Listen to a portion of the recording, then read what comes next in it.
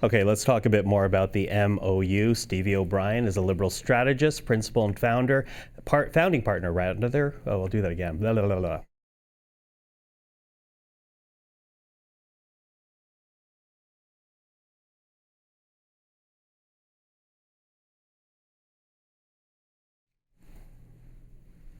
Well, let's talk a bit more about this MOU. Stevie O'Brien is a Liberal strategist, principal and founding partner at Barrack Hill, and Conservative strategist Cole Hogan. Hello to both of you. Hello. You know, even before we sat down, I was going to ask you about the challenge this type of MOU creates for the Prime Minister in terms of caucus unity. And then as we go to record this, we get the news that Steven Guilbeault has now resigned his position in cabinet. What does that portend for this government and the challenge it's going to have with its caucus moving forward with this pipeline, Stevie? So I think even we saw this in the budget as well. Prime Minister Carney is a man with a vision, and he's not willing to adjust that vision for partisan reasons. He was elected during a trade war to, bring his expertise to bear on the situation. I think he's a very smart man, and I think he knows what he wants to do. I think he has not perhaps been engaging and bringing caucus along with him because he's got this vision. He knows he needs to move fast, and but it has had the result here of Minister Guilbeault stepping away from cabinet. But fortunately for Prime Minister Carney, or maybe this was part of the discussion, I don't know, he remains part of caucus. For now. We don't know what the future holds on this one. That's true, but for now, so it doesn't change the vote makeup in the House. Okay. What does this say to you about the challenge of this type of MOU and what it would create for the Prime Minister, given that he has a caucus, many of whom were very supportive of the former Liberal government and their environmental focus, Cole? Yeah, I think that's the conflict here. I think a lot of members of the Liberal caucus thought they were getting the Mark Carney as he described himself in his book and in his previous work. Mark Carney, as part of one of his previous organizations, had talked about getting investment banks to divest from investments in oil and gas and the natural resource sector in Canada. So I think the more environmentalist wing of the Liberal Party thought that was the Mark Carney that they were going to get. Now, with this MOU and perhaps a bit of the budget, that more left-wing environmental part of the Liberal caucus is wondering, hey, is this exactly what we were getting when we elected Mark Carney leader? And apparently it was too much for Steven Guilbeault, who has decided to leave cabinet over this. And as we know, he remains in caucus. But we'll see how things move going forward and how he eventually ends up voting, because this is enough for at least one Trudeau-era minister to say this is too much of a far cry from the Trudeau Liberal governance, and we'll see where we want to take it from there. Mm-hmm. Did you want to say something more? Well, this is definitely not Trudeau's Liberal Party anymore. I think you can see that on some of the environmental pieces and also on the consultation pieces. Trudeau perhaps consulted and talked too much, and maybe Prime Minister Carney could go a little bit farther in that way. But it is a trade war. He did say that he was going to do these things. He needs to double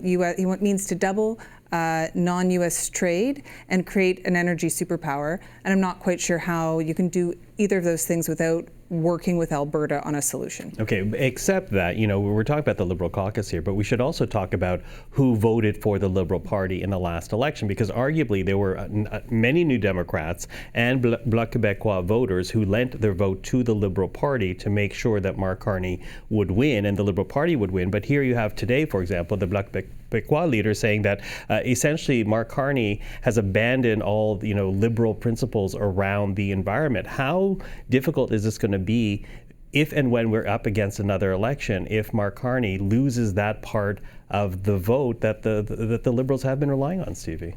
So yeah, I've been thinking about this all week since the pipeline rumors came up. There's going to be repercussions in the polls, probably from the NDP, where that vote collapsed to help Carney win in the last election. I think the hope is that there will be more pickup towards the centrist vote to make up for what's lost on the left. Mm-hmm. Whether that's going to pan out, I'm not sure. I think we're going to have to do a lot more work in 905 area region issues, probably why we saw the steel announcement yesterday as well, Hamilton and other tariff-impacted regions. But yeah, it's a gamble. It's going to have to, the whole voting coalition is going to have to shift a little bit to the right. Yeah, how does this change the calculus, do you think, if and when another vote happens, Cole? Yeah, so I wonder if, Steven Guilbeault is representative of any sort of voting chunk, whether it's in Quebec or environmentalists in British Columbia.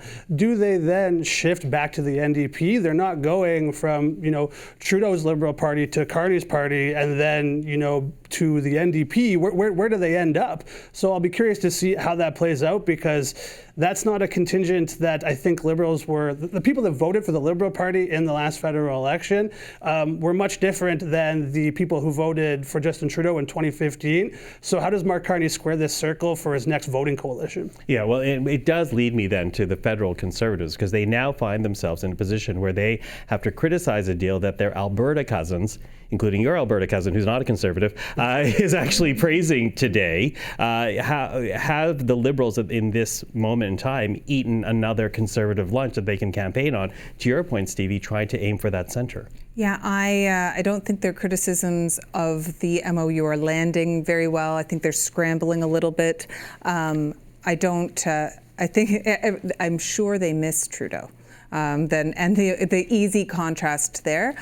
They're going to have to pivot and find other issues, I think, to attack Carney on. It's not going to be on climate. It's not going to be, so on the energy piece, they're going to have to look towards, whether it's crime or other issues that impact, like I said, I think the 905 area. And I expect we'll see them pivot there. Yeah, how difficult is this moment for federal Conservatives if they're forced to criticize this deal okayed by the Alberta Premier? Yeah, there's a few pieces at play here for the Conservative movement. In Alberta, Danielle Smith was asked today, do you think this does enough to address Western separatism in Alberta? And she said, because in her opinion, the way that Justin Trudeau governed the country in relation to Alberta and energy policies, that created more Western separatist movement. Justin Trudeau, not unlike his father with the National Energy Project and Justin Trudeau's carbon tax, these were policies that brought in some discontent for Western Canadians and Albertans. Now we see a shift away from that. Mulroney got rid of the National Energy Policy, and that sort of addressed Western feelings of alienation at the time.